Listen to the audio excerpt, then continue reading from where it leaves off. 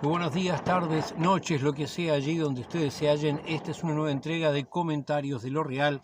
Hoy es domingo 16 de octubre del año 2022.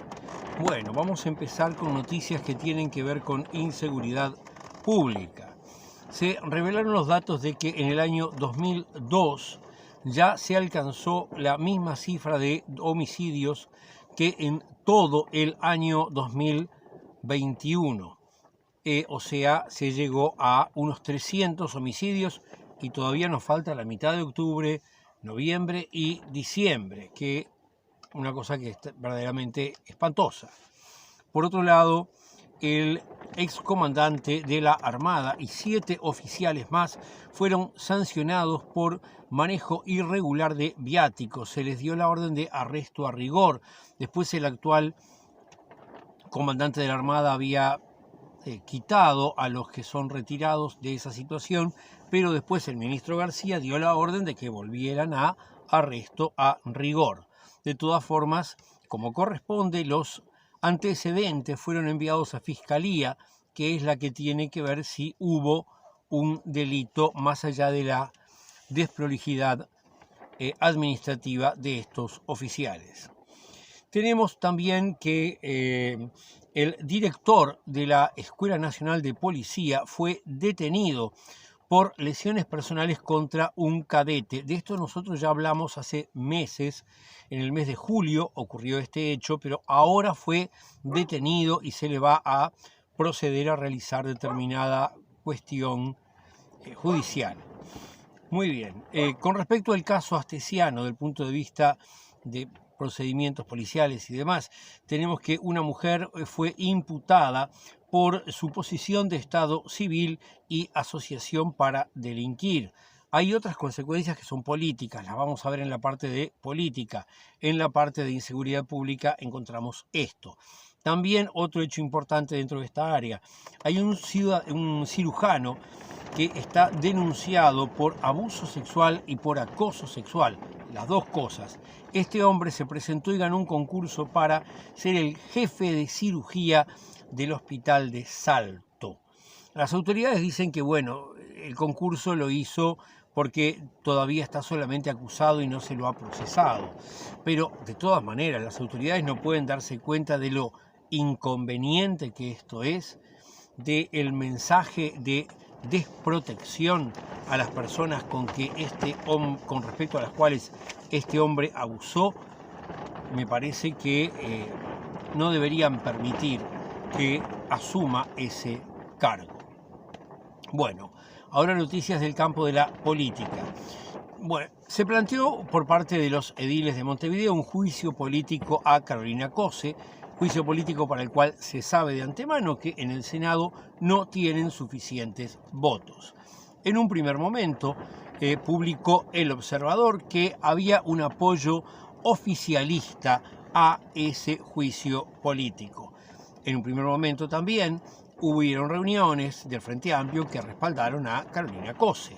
Muy bien, el martes, o sea, un día después de que El Observador dijo que había apoyo oficialista, empezaron a desmarcarse de esta iniciativa distintas personas del gobierno nacional. El ministro Javier García, también después más adelante lo hizo la vicepresidenta Argimón, que dijo que era una medida excesiva. También desde Cabildo Abierto, Domenech dijo que esto era demasiado, que no correspondía. Por otro lado, Pereira, del Frente Amplio, dijo que acá estábamos claramente ante un caso de persecución contra la persona de Carolina Cose.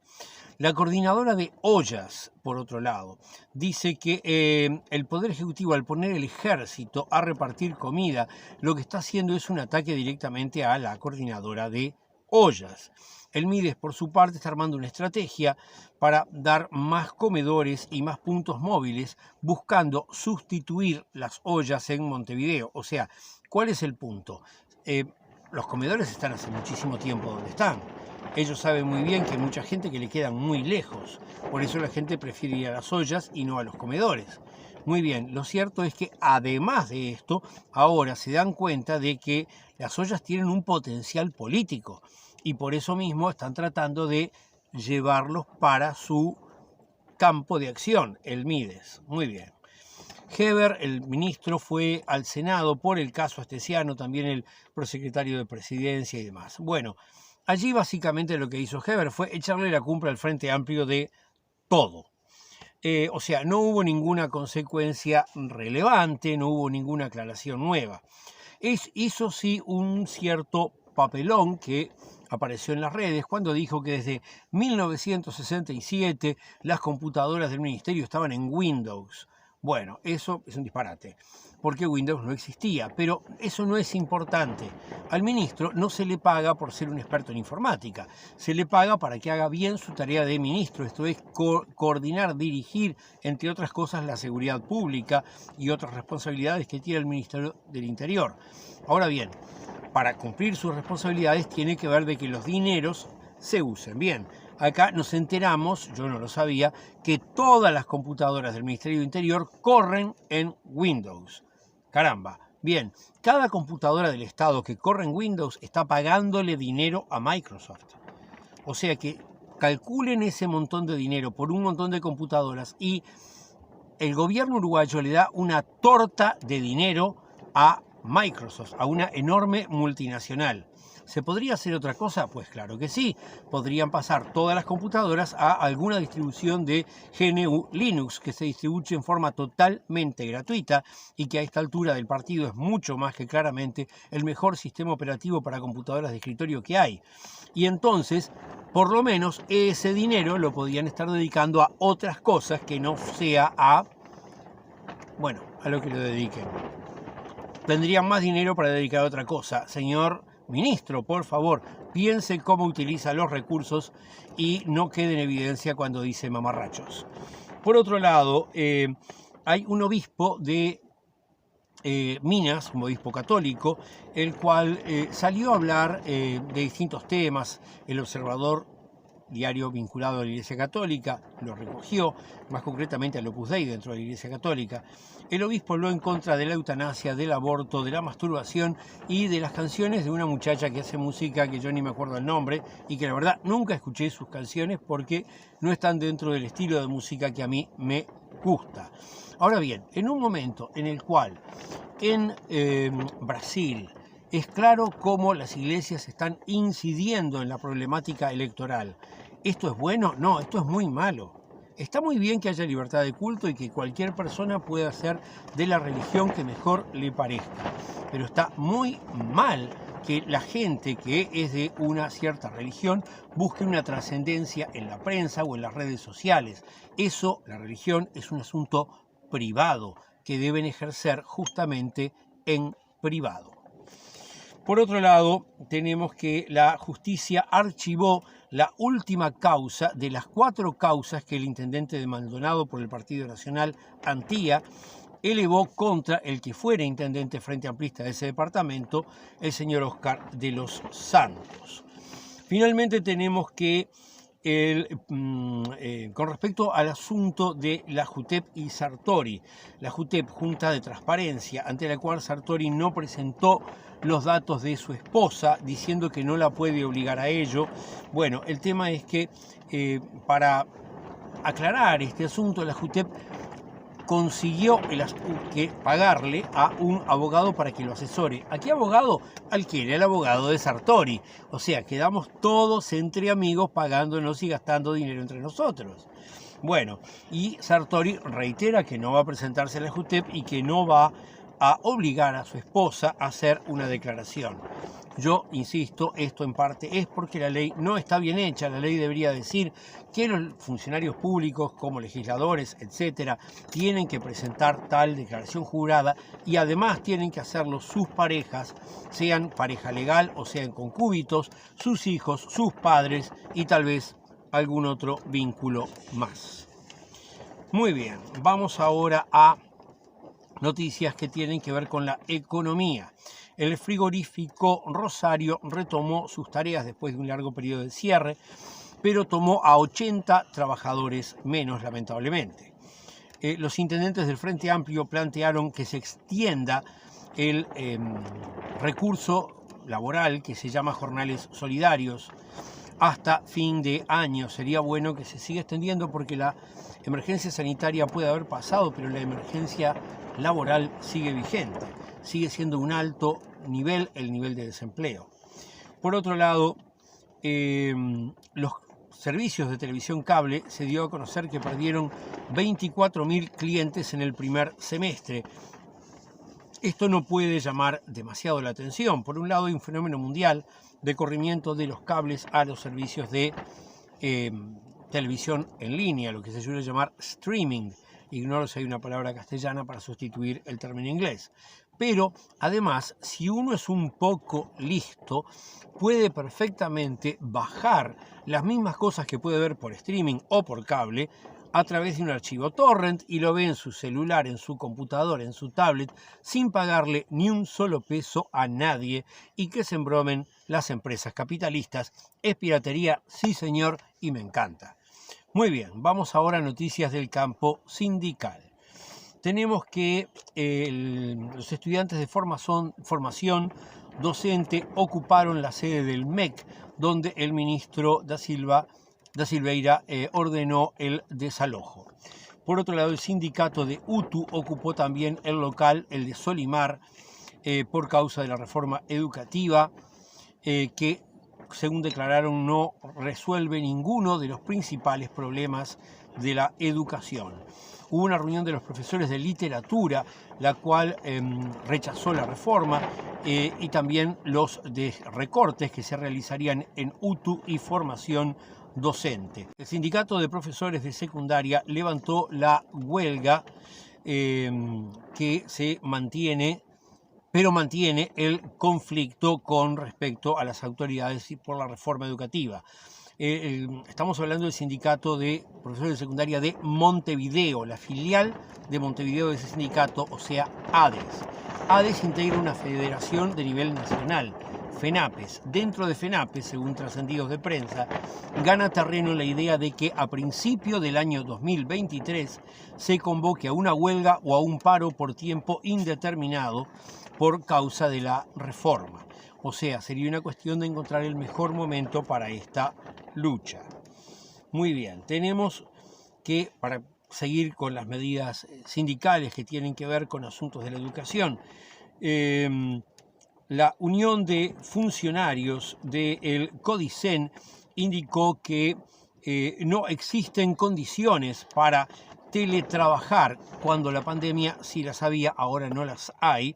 Y además indican que esta medida del CODICEN de hacer que se brinden clases teletrabajando cuando hay ocupaciones o otras situaciones de conflicto, lo que apunta, lo que busca es boicotear las medidas gremiales, cosa que está muy mal, o sea que el gobierno está favoreciendo que los trabajadores carnereen.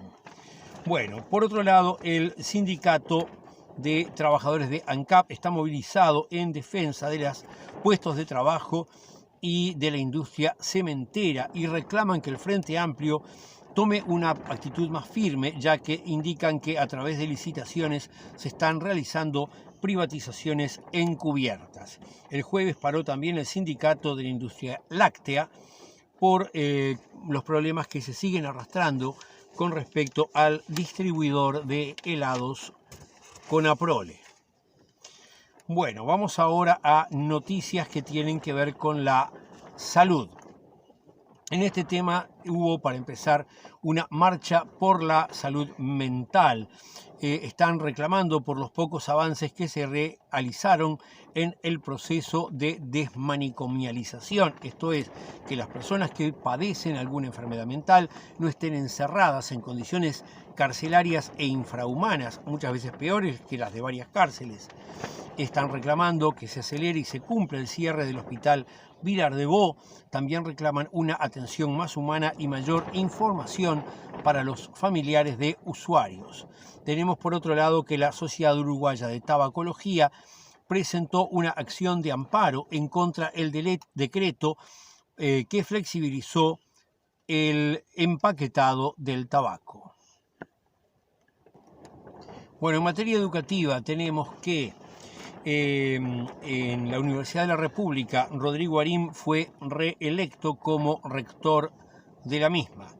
Tenemos que la coordinación de salas nacionales de formación docente está pidiendo que se aplace la reforma que el gobierno insiste se va a aplicar en el año 23 para evitar la generación de situaciones de caos. Por otro lado, esto lo hicieron ante el Parlamento y ahí debía concurrir también la gente del Consejo de Formación en Educación. Pero la presidenta, por ejemplo, no fue.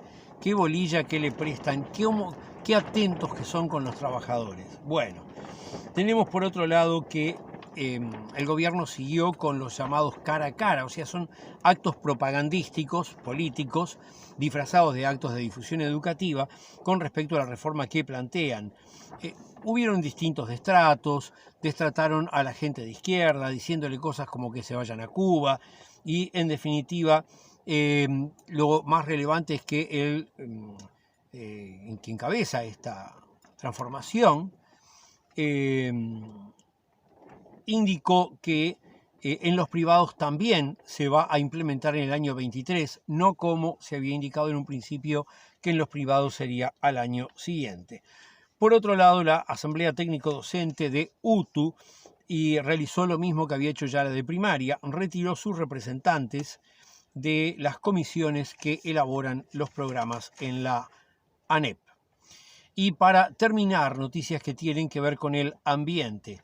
UPM recibió sanciones por incumplir normas en su vivero de Paysandú.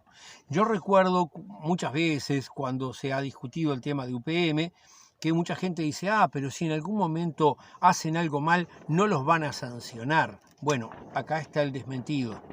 Cuando hacen algo mal, se los sanciona. O sea que no hay que ir en contra de las papeleras, que son en definitiva una forma semi-industrial de generar trabajo en el Uruguay. Muy bien, el tema es que los árboles deben plantearse en los terrenos realmente de prioridad forestal y no en otros. Por otro lado, tenemos que la Red Unión de la Costa está advirtiendo por el impacto ambiental negativo de las obras en el puente de la Barra de Maldonado, donde cuestionan que no se realizó una evaluación del impacto ambiental. Bueno, y ahora sí, será hasta la semana próxima.